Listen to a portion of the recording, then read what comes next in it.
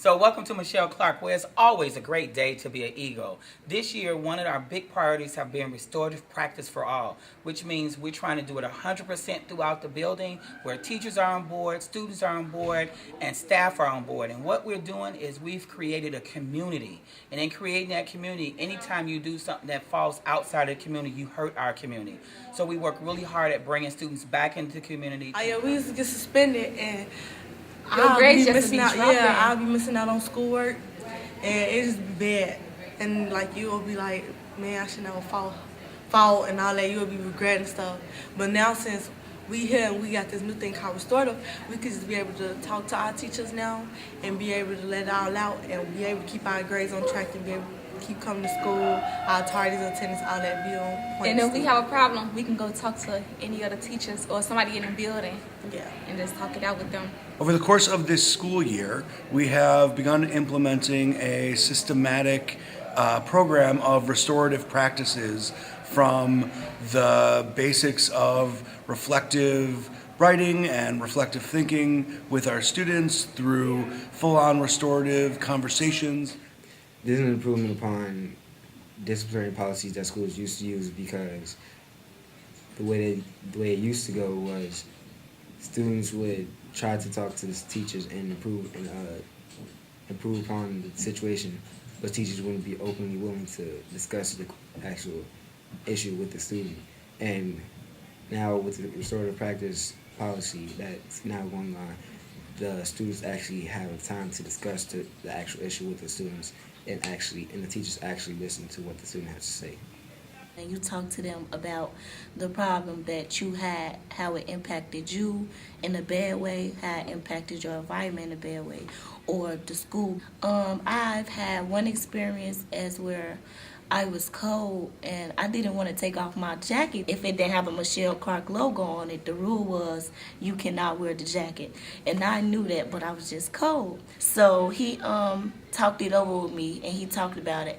And he was able to purchase me a sweater himself, and he told me that we should not have this problem anymore. We had made a presentation on PowerPoint, and we gotta present it to all the females, because that's who was around during the altercation. Like, why shouldn't we do it? Why shouldn't they do it? And just get them a little It insight. had affected the environment. Because when we had fought, it had affected other students, and then it had caused another fight. Yeah. My restorative practices date back to my junior year, in which my Spanish 1 instructor asked every student did they want to retake the test that I felt the day before. When I asked to retake the test, I was denied. After that denial, I became very angry and stormed out. After thinking about it, I went back later on to figure out the true cause of that denial, and I discovered that he denied me because previous that day my behavior was off, and he felt as if, because I knew that I had 2 weeks to retake the test, I didn't have to take the test that day.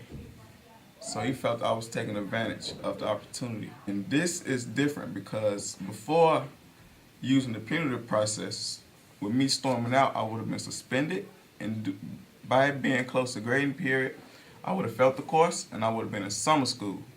This allows me to understand how punishing students damage relationships, and how if you give a kid a reason not to do it again, it provides more clarity towards the expectations. With restorative practice, gives students a chance to understand what they did wrong and come up with different ways to deal with that behavior if it should happen again. I ended up hurting a teacher's feelings with the words I said instead of helping her. And we came to agreement to have a peace circle and actually get to the bottom of it and realize, like, that really hurt her and how we can make the... It's different because instead of just, like, getting in trouble or getting suspended and not hearing your side of the story, the restorative coach actually sat down and talked to me and showed me, like, where I was wrong and made me realize that I did have to change my actions and redo the whole situation. After I did the peace circle, I showed some of the students that it's okay to, like, be good. It's okay to actually not follow behind the same person. That's not cool. It's okay to just, like, show when you're wrong and actually apologize to the teacher and give her the respect she deserves. That's beautiful. The goal with our year for restorative practice is number one, to give students a voice, create a community environment, and to also make sure our suspensions go down. So stick with us and you'll find out more as we continue to move into our restorative practice here at Michele Clark.